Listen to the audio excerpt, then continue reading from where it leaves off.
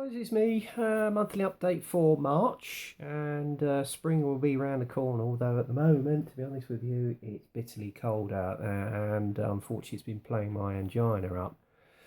And as you well know, I had a little bit of a scare last week with my health. It was basically a case of me pushing myself too damn far. To be honest with you, hang on, let's move the camera down because I've knocked it.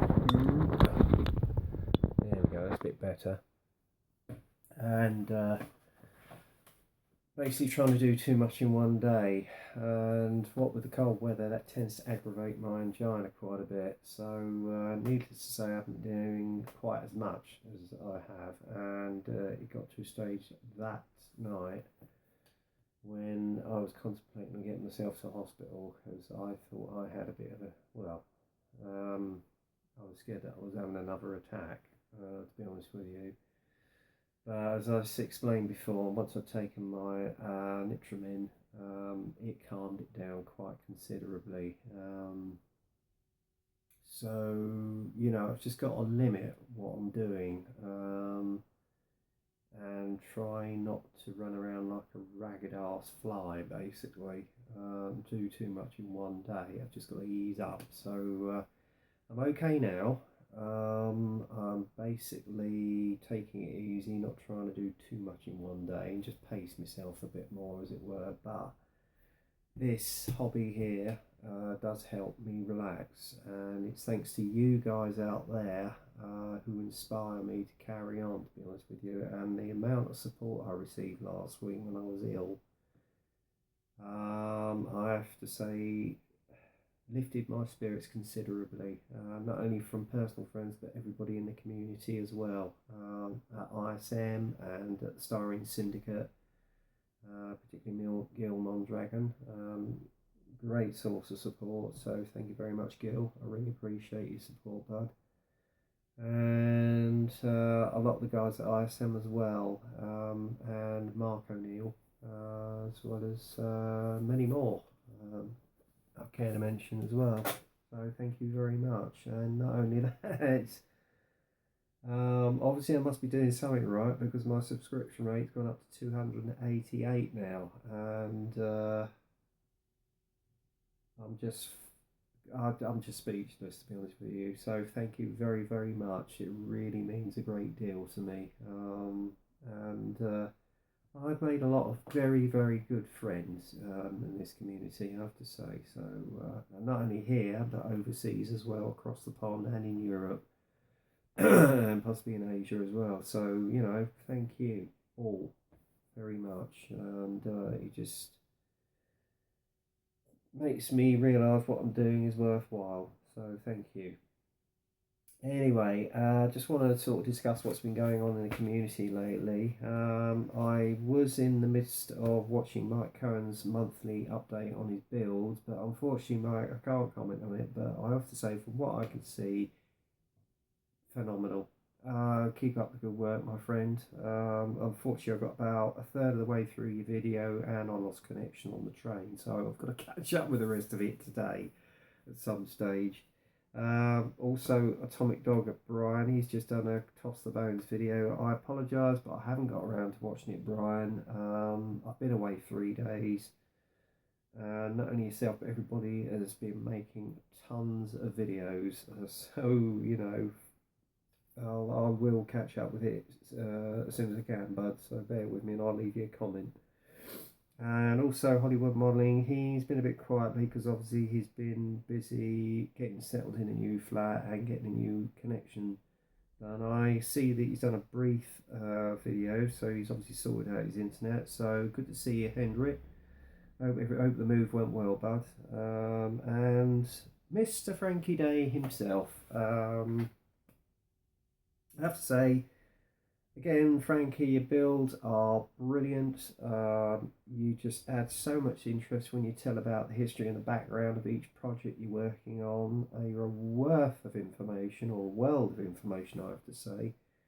And it brings a lot more interest and, well, for me, inspiration, to be honest with you. Your USS San Francisco, which is your paper model, fantastic. The amount of time and effort you put into it. I mean, obviously now you're retired, you've got more time on your hands, you can do that. You know, I just wish I could. And your Liberty ship, the Patrick Henry, which you basically is one of your builds you got back onto. It looks fantastic, really does, bud. So keep up the good work. Also, non-prolific 1/35 scale modeler. He just recently did a video on scratch building a power drill, all from his own head, and I have to say that is brilliant. Absolutely inspirational, bud. So again, you keep up the good work as well. And also Mr. Freddie Duarte, he's just recently finished an ISU 22 tank destroyer and a T-72 tank, and I have to say both of them are fantastic. Your attention to detail on it, your weathering, awesome. So it's good to see you in the community. I know you've been a bit off air lately through health issues, etc., but it's good to see you back there, bud, and keep up the good work. And Classic Plastic, Chris Cortell, he's just recently got over a major operation, and it's good to see you back in full form, Chris. He's just recently finished a charger which was from the film Bullet, which I have to say was phenomenal, and I loved it. It looks awesome.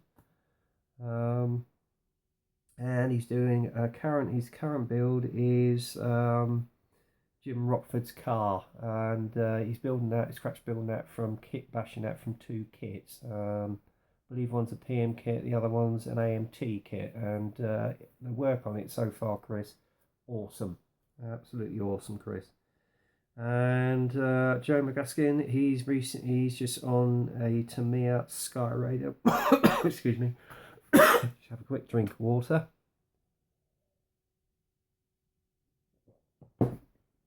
He's two projects at the moment is he's doing a cutout version of, I think it's either 1/24 or 1/32 Tamiya P51D Mustang, and your attention to detail, Joe, is awesome, and your Sky Raider looks the bit nuts, but nuts. What am I doing? I'm getting tongue-tied now. It looks the nuts anyway, bud. So keep up the good work. So that's basically what's been going on in the community. Oh, also one guy I nearly forgot, and I do apologise, is Sebastian Schuf at Dutch Modelling. His recent reveal of the T90 from Trumpeter. Brilliant. That's one of your best builds yet, Seb. And keep up the good work, bud. I really enjoy your builds and your reviews. So keep it up. Anyway, that's what's been going on in the community so far. And if I have forgotten anybody else, I apologise. I am trying to catch up with your videos, so it's just trying to get the time at the moment, because obviously I want to crack on with mine as well. In regards to my builds, not much progress done, because as you well know, I've been away for 3 days, so I'm hoping to get back on them again as soon as I've done this video. The Tiger is as you last saw it. And that, oh crikey, I've just knocked the whip aerial off again. Nightmare. Well, I'll glue it back on. I dropped it somewhere as well. Oops. Anyway, as I was saying, I just recently did some weathering on the exhaust shrouds. Did that with a little mini drill, as you can see there. I've recreated the heat from the buckling from the heat, the exhaust. And obviously a little bit of battle damage with some few shell holes in there as well, just to give it that little bit of authenticity. But overall, I'm coming on well. I've just got to paint the exhaust shrouds and the remaining running gear with the Dunkel Gelb, and hopefully might get on to doing the actual tri-camo. And the AS90 again is still in a base coat of olive green, as you can see there, but again, I'm really pleased with the way she's coming on, and I would admit I haven't actually taken up the courage of actually assembling those tracks yet, but I will. So there you go. Unfortunately, I'm not going to get to do it on Saturday because I'm going back to work, but hey, I've done what I can on them at the moment, so there you go. Next thing I'm just going to run through is obviously my acquisitions. Now, I did get a few, but I haven't gone as mad as I did in previous months. Been a bit more selective, to be honest with you. And obviously I've had to sell some of my stash off because of space issues. And unfortunately one of my neighbours moved away, and unfortunately they couldn't store them anymore. So I had to dispense with them, but I got a good deal from Les at Kit Crazy, and check out his website, that's kitcrazy.com. Lovely guy. So if you've got any spare kits you want to get rid of, he'll trade them on for you. He's a brilliant guy, he'll give you a good deal, and I heartily recommend him. And that's Steve and Les at Kit Crazy. Alright. You can find them on online, and they should have their contact details, etc. But a lovely couple of fellas, very helpful, and they give me a very, very good deal on some of my kits. So check them out. All right. What else was I going to mention?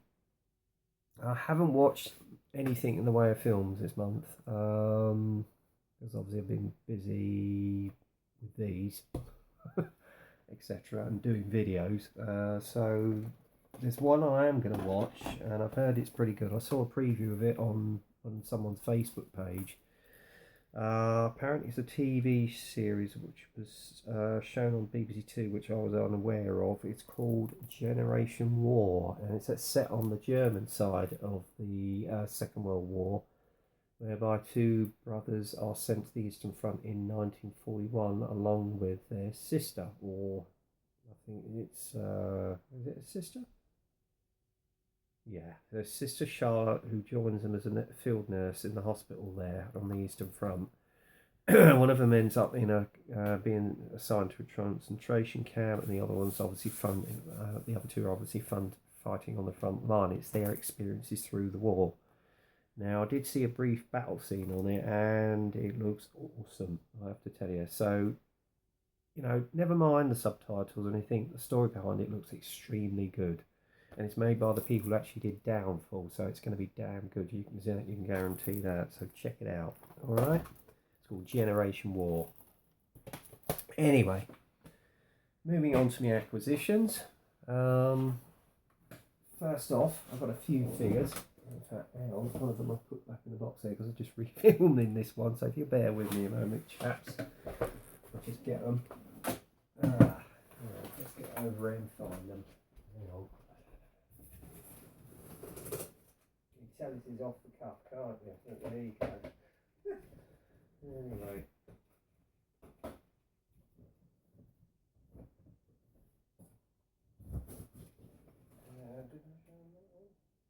Oh, no, I did. Now, I'm not sure if I've shown you. Oh, yes, I've shown you that one before. Hang on.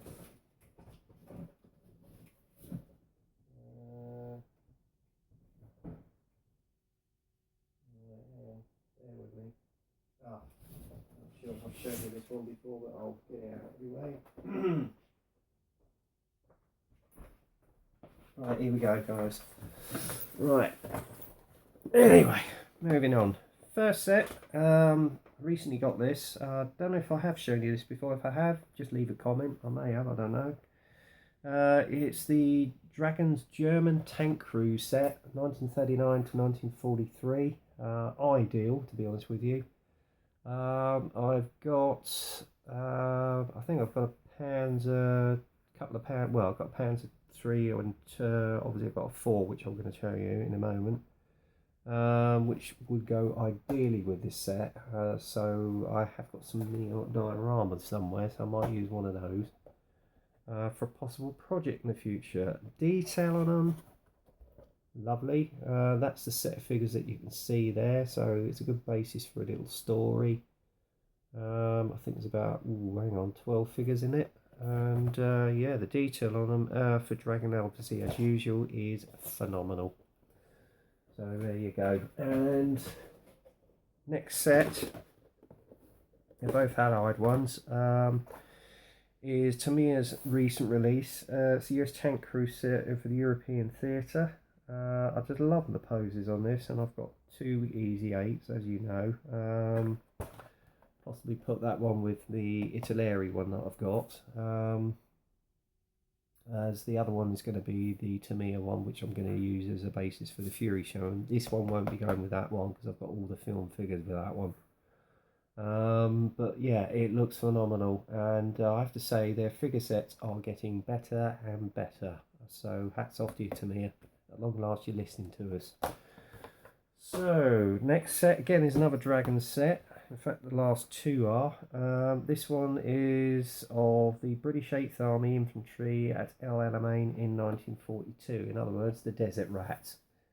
So I could possibly put that with a North African diorama, possibly in the future, because I've got two North African Allied vehicles in my stash.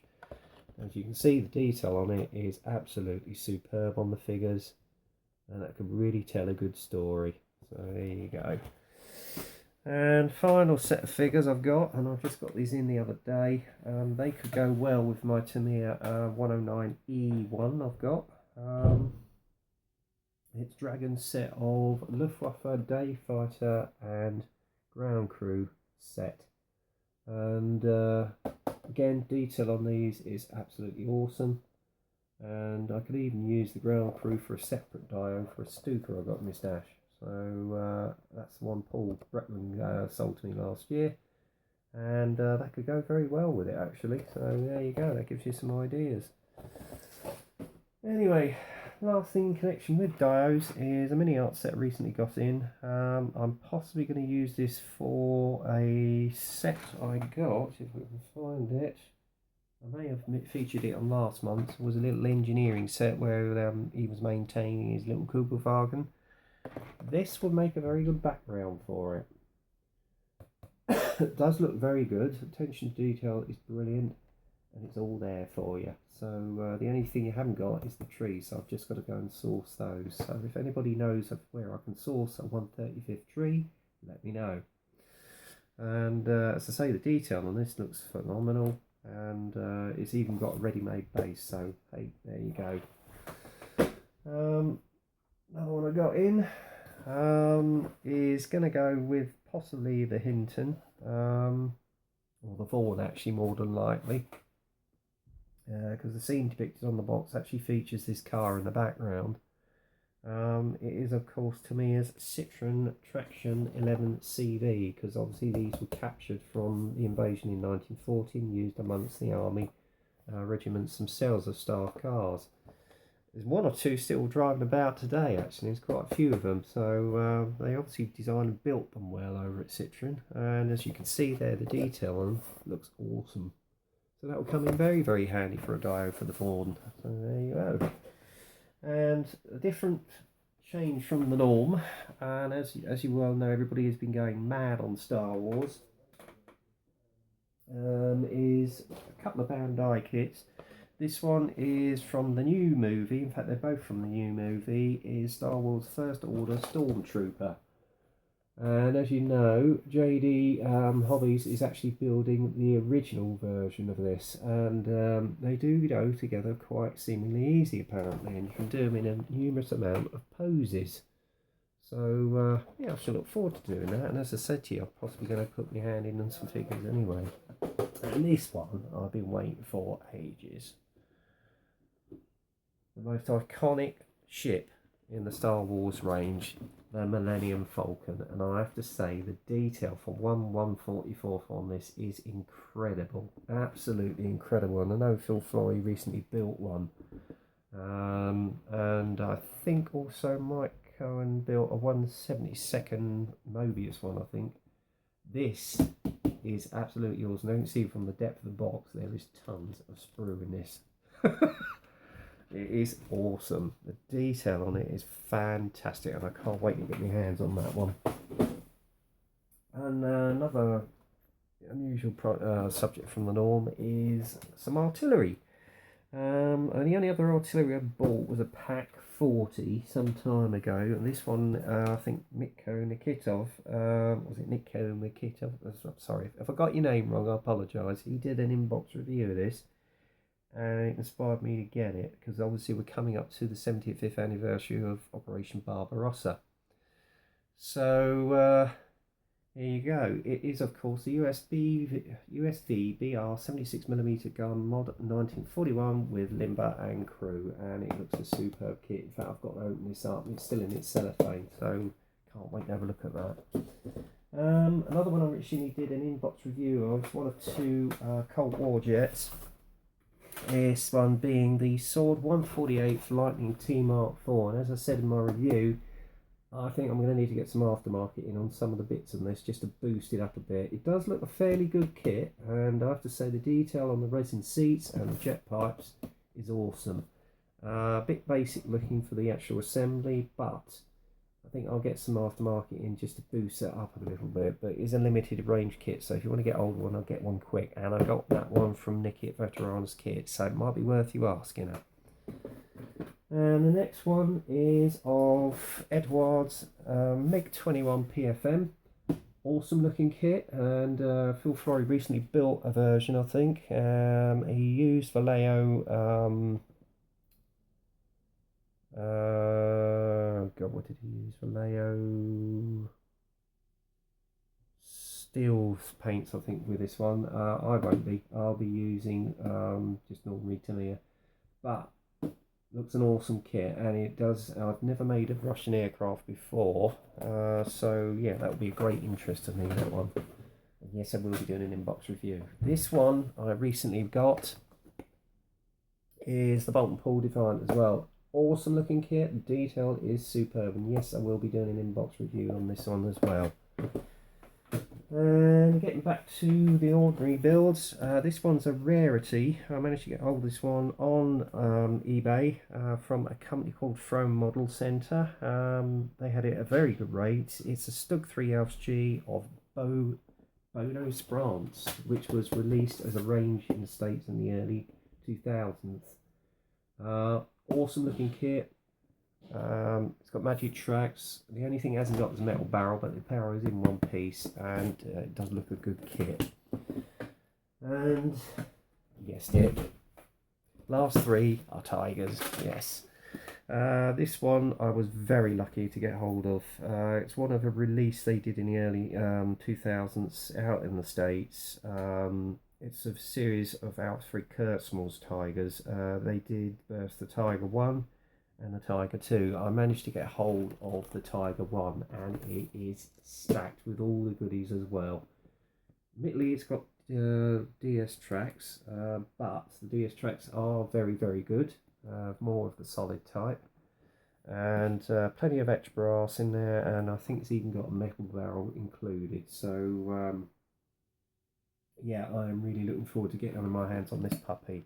Now, I did ask anybody if I could source Kurtzmill's Tiger 2, but unfortunately he's out of production and I didn't have any luck on eBay. But I was reliably informed it was reissued in another kit, and this one being the King Tiger late production Battle of Bulge, and it is exactly the same kit, although a little bit refined. Awesome looking King Tiger, and Paul Breton told me it was one of the best Tigers out on the market, and it is. I tell you, it's got a lot in it. It really has, and I'm glad I got it.